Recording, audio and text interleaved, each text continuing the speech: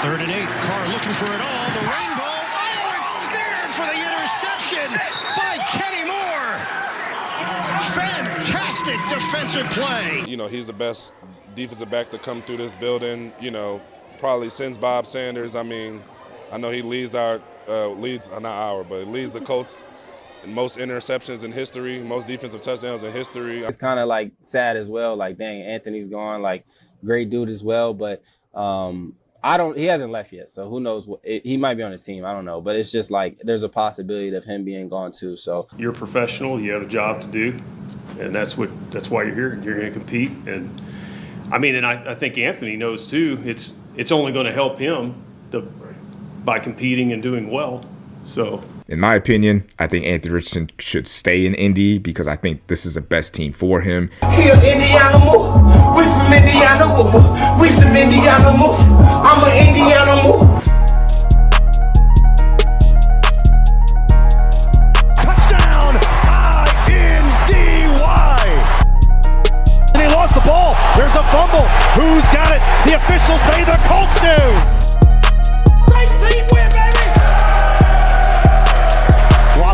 Downfield, intercepted, coming forward and making the INT for the Colts in the back end.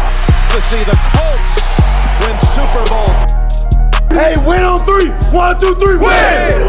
Welcome back to the channel. This is Marcus Sniffles, and we're here to talk about the possibility of Anthony Richardson possibly starting games for the Indianapolis Colts this upcoming season. But before we do that, we are going to talk about a departure that kind of hurt, that personally hurt me when I saw it. Before we get started, make sure you guys like, comment, subscribe. We drop videos every Monday at 7 in the morning talking Colts, NFL, off-season news, all that stuff. So make sure you guys subscribe, turn those notifications on so you don't miss anything.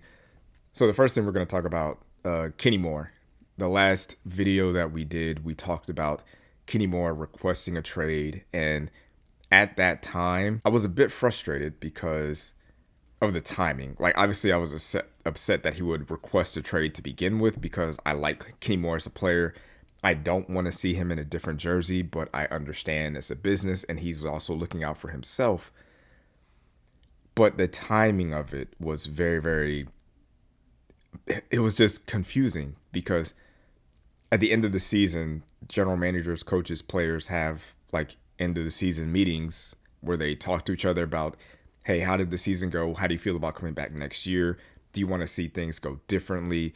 Do you want your, position to change? Do you want things to go differently? Do you want things to stay the same? How do you feel about your status here? And players, the same thing with the coaches. Like, what's your status here? Are you going to change the system? Are we going to keep things the same? Is my playing time going to decrease, increase? What are your expectations of me? And so on and so forth. And the idea that they had that meeting and the idea of Kenny Moore possibly playing for a different team never came up until right before the draft is frustrating because had Kenny Moore or the Colts said at the end of the season, they said, hey, we might be looking to move you this offseason. You didn't play great for us in this new system. We play a lot of man-to-man coverage. We have a lot of young defensive backs and like Mekhi Blackman, and we really love what we saw from Justin Wally. He just got hurt, and your play kind of declined, and you're more of a zone coverage type of cornerback, slot corner, and we think Justin Wally is a better prospect, and we're thinking about possibly moving on from you. Or the idea that maybe Kenny Moore would have said, hey, like, I don't like this scheme. I don't like Lou Anarumo's man coverage, heavy blitz scheme. I think I would fit somewhere else. Or if Kenny Moore was just honest, he says, hey, we went on like a 7 game losing streak last season. I want to compete for a championship, and I don't feel like I can do that here. If he just said that, then that's cool too. But it's just the idea that we went through pretty much all of the offseason without this coming up until like free agency happened. There was an opportunity, there was a window to trade him during that time before the draft, because teams are looking for veteran defensive players that can come in and either start day one or have depth pieces. You can never have too many good cornerbacks. And Kenny Moore, although he doesn't fit our scheme anymore, if you put him on a defense that particularly plays zone coverage, he would have thrived there. He could thrive there still. And the fact that we lose him for nothing when we possibly could have got a late round pick, whether it be 5th, 6th, or 7th, it's just kind of, I don't want to put this all on Ballard. Like, I don't want to be one of those guys who just every time something bad happens is Chris Ballard's fault. But it's on somebody, whether it be Chris Ballard or Kenny Moore, who, says, maybe at the last minute, he's like, hey, I want to trade. And it's like, well, why didn't you ask for that earlier? We could have got you a better deal, or we could have got a better deal, or we could have sent you somewhere. And now we're just releasing you. And, there's a tweet going around of Zaire Franklin saying, like, Kenny Moore deserves a better ending than just getting released. And it's like, yeah, I agree with that, but let's not act like Kenny Moore didn't ask for this. Kenny Moore wants to move on too. This wasn't the Colts have decided to move on from Kenny Moore. Kenny Moore and the Colts mutually agreed that him going to a different team was what was best for him and the team. So let's not try to like paint this picture that it's the Colts are just like, oh, Kenny Moore's trash, let's get rid of him. Kenny Moore also wanted to leave the Colts. And like I said, I'm not upset with Kenny Moore for wanting to leave and do what's best for his career. That's his business. He was here for damn near 10 years. So I'm not going to say like, oh, you're not loyal. I get it. Like I don't believe in Santa Claus either. So there's that. But there's another thing that Zaire Franklin said in an interview where he said that Kenny Moore is probably the best defensive back that the Colts have had since Bob Sanders. And this is something that we've kind of talked about in the Colts chat, but we got to start putting some respect on Vontae Davis's name. Like, Vontae Davis was a Pro Bowler, damn near all pro for us for a few years, and he was a great cornerback for us, a legit number one shutdown corner. RIP to him, but yeah, he was great for us in Indianapolis. So I think if we look all time, like, who is the best cornerback to ever play for the Colts, like in my lifetime, I'm naming Vontae Davis first. That's like my number one overall pick. Like, I'm not picking Kenny Moore, respectfully. Like, if we're doing nickel slot corners, yeah, put Kenny Moore there. But if we do an all-time Colts starting defense, obviously you have like Dwight Freeney, Robert Mathis, Gary Brackett, Bob Sanders, Booger McFarland, like the usuals. But if you look at the cornerback position, who are you putting out there besides Vontae Davis? Like, put some respect on his name. I'm going to go ahead and tell you guys something. About 90% of you guys that watch this video are not subscribed to the channel. Don't be a weirdo. Subscribe to the channel. Don't be part of the 90%. Be a part of the 10%. And let's get that 10% to 90%. So 90% of you guys that are watching are actually subscribed. That would help me out a lot. Cost you nothing. It's free, and I'd appreciate it. So let's talk about Anthony Richardson and what needs to happen here, because it seems like that the Colts are not going to release Anthony like they just did with Kenny Moore. They tried to trade him. Nothing came up. They couldn't figure out, either they couldn't find a trade partner or the asking price is too high. If I had to bet my money on it, my money is on Chris Ballard is asking for like a 3rd or a 4th round pick. And that's probably too high, if we're going to be completely honest. Anthony Richardson does not have a history of being healthy. He's only played 17 games. His completion percentage is terrible. So, and he needs to be developed. So, and you don't really know what he could be, I guess. And he has to learn new offense and things of that nature. So, and if you look at the landscape of the NFL and all the teams that are out there that could possibly trade for Anthony Richardson, like, I went through every roster, all the teams. And you think about what team would need a 23, 24-year-old physically gifted prospect at quarterback. Like, what kind of teams would need that kind of player, that would trade for that kind of player, that would give up some sort of value for that player? If you look through all 32 teams in the NFL, including the Colts, what teams would need him? You look at the teams that already have franchise quarterbacks or quarterbacks that they have already paid big money to, like the Bills, the Ravens, the Bengals, Jaguars, Chiefs, 49ers, Eagles, Cowboys, Chargers, Packers, Bucks, Lions, Seahawks, Rams, and even the Colts. All those teams paid their quarterback, or they believe that their quarterback is a franchise quarterback, Yeah, they could use him as a backup, but they would still have to pay him $10 million. And that's quite a bit for an unproven at this point backup. And then you look at teams that already have an up-and-coming quarterback that's still on their rookie deal, so they're paying nothing for their quarterback. We're talking about the Patriots, the Texans, the Titans, the Commanders, the Browns, the Broncos, the Giants, the Bears, the Panthers, the Falcons, the Saints. Which one of those teams are calling and saying like, hey, send us Anthony Richardson also? Or teams that might have signed a veteran quarterback this offseason, the Jets, the Vikings, the Dolphins.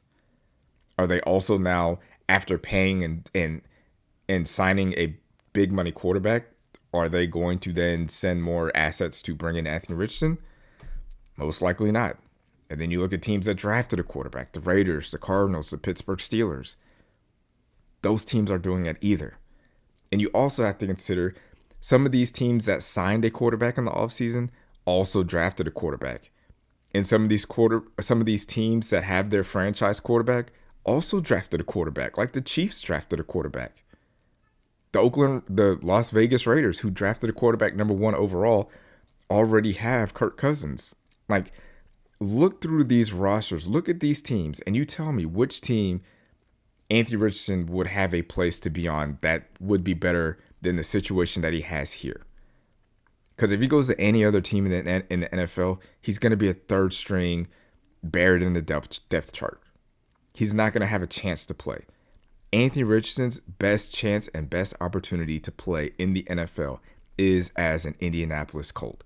You made it this far. If you have not liked the video at this point, what are you waiting for? Just like the video. Hit the like button right now. I'm talking to you. Make sure you like the video and subscribe and drop a comment. All that stuff. This is a threat. Not a threat, a warning. But it could be a threat. Just do it. He's been in this offense going into year 4. He should know this offense like the back of his hand. He knows the offensive line. He knows the receiver. He knows the running back. He knows the coaches. He knows the offensive coordinators. He knows all these things, the practice, the scheme, everything. Mentally, he knows it. The coaches and the front office players said that he was getting better, that he got better during the competition with Daniel Jones. He was the quarterback 2 on the depth chart. Anthony Richardson has to prove that he belongs in the NFL. Prove that you're the best quarterback on the team. Now, obviously, you're not going to be the day 1 starter because that's Daniel Jones' spot. But you are the most physically gifted quarterback that the NFL has probably ever seen. We saw what you did in the Patriots game. We saw what you did against the Jets. But we also saw what you did against the Packers. We've seen the bad games from you. You need to show consistency. You need to show that you can stay healthy, and you need to show maturity, which you did show. Because there was no pouting, no complaining, none of that stuff when you lost the job to Daniel Jones. You stayed a professional, and that needs to continue. You cannot go into camp, and I don't believe that he's going to do this, but come into camp ready to work and prove that you belong in the league. Show everybody that you're the best quarterback for the team. Obviously, the best backup quarterbacks. If you cannot beat out Riley Leonard, then we have bigger problems than that. And I believe that Anthony Richardson is a better quarterback than Riley Leonard. Like, say what you want. I was wrong about Riley Leonard and what he could be. I didn't think he'd be anything in this league, but he played great against the Texans last year against their starters. He showed me something that I didn't think he had in him. He played a great game, made a lot of great throws, showed off mobility, damn near almost won the game. But if you look at some of those passes that he threw to Alec Pierce, who was wide open, most of those deep passes were underthrown. Anthony Richardson isn't underthrowing anybody. He's never underthrowing Alec Pierce. Anthony Richardson is a better athlete than Riley Leonard. You have to come into training camp in shape, know the playbook, frontward, forward, work on your consistency in the passing game, pass protection, calling that stuff out. And even the Colts, as coaches and front office people, if you guys want to get some value for Anthony Richardson, you need to start building him up, talking him up too. Like this whole eye injury thing, if that thing is good, you need to start saying like, hey, he is cleared. He's 100%. Like, don't let there be any, well, we got to leave it up to him, or it's a maybe, or I'm not sure. It's got to be his eye is clear, his shoulder's good, his arm is good, his legs are good, his back is good, everything is good. He looks great in practice, his accuracy top notch. Like, start talking this kid up so you can drum up some interest, so you can, because you clearly don't want him here. You clearly don't want Anthony Richardson on the team. You clearly don't see him as your future. But you did spend a top 5 pick on him, and you clearly don't want to just give him away for nothing. So as a front office and a coaching staff, you need to hype him up also. You need to make people want him. Put some clips out there. I mean, obviously he has to earn reps in practice. He has to earn that second quarterback spot. But if he looks good out there, you've got to display that, showcase that. Now it might divide the fan base, because there's a certain fraction of the fan base that wants to keep him. There's another fraction of the fan base that's just ready to just drive him to the airport and let him go wherever he needs to go and just get him out of town. And I get that. But I'm one of those people that still believes in him, man. He's only started 17 games. He's under 24 years old. If I had to bet money on if Anthony Richardson is going to start one game for the Indianapolis Colts, I would bet that he does. What reason do I have to believe that Daniel Jones will start every game this season?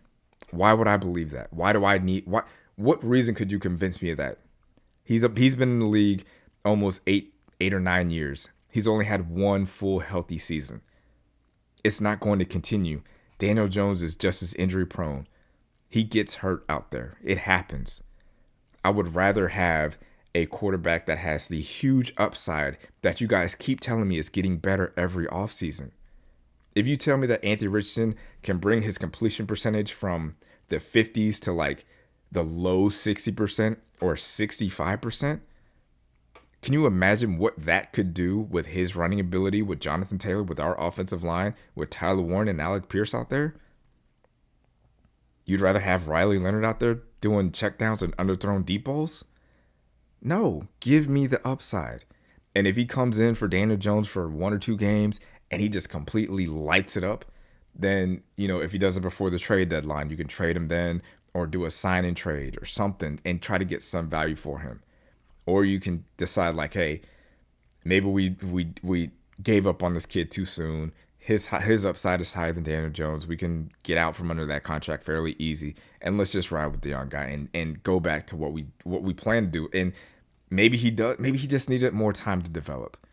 Maybe that was the case. But I just look at the landscape of the league. I look at all the quarterbacks and all the teams, the backup quarterbacks, and I do not see a place for Anthony Richardson to go to actually get an opportunity to play, develop, and showcase his skills, his skill set, his talent, his ability. The best place to do that is in Indianapolis. It just is. That's a fact. There's no other team that has the same offense, that has the same offensive play caller, that has the same stability that we have here at Indianapolis. So Anthony Richardson, at this point, I want him to stay. I want him to stay, and I want him to earn this second quarterback's slot. Because if he is quarterback 2, that means he is one play away from being quarterback 1 again. And if that's the case, the sky is the limit. I'm telling you, AR5 can still do it. I feel like we haven't scratched the surface. All he needs to do is get that completion percentage up just a little bit. He's one of the best deep throwers in the league. He's one of the best at avoiding sacks. He's one of the best at scrambling and running through people and running past people. He just has to stay healthy and make the layups, the short routes, the dump offs, make the short stuff, make the easy stuff. We know you can do the special stuff. We know that you're clutch. Do the simple stuff. If you can do the simple stuff great, then you can be great as well, because we know you can do all the other stuff. But I believe in Anthony Richardson. I still do. You want to say I'm a Anthony Richardson truther, or I'm a, dick rider, or I just want to believe or whatever, believe in fairy dust. And I just said I didn't believe in Santa Claus, but I believe in Anthony Richardson. For some people, that's kind of the same thing. Say what you will. We haven't seen enough. We haven't seen enough for me to say, you know what, just go ahead and release him. Just go ahead and get rid of him. I don't believe that. So we'll see what happens. This is gonna be interesting off-season training camp, all that stuff, and I can't wait. So let me know what you guys think in the comments. If you guys are anti Anthony Richardson, I know I'm gonna hear from you guys, so we can chop it up. We can go back and forth. I don't care. It's all good. So I'll see you on the next one every Monday, 7 in the morning. Go Colts. Thanks for watching, babe. Make sure to like this video and subscribe to the channel.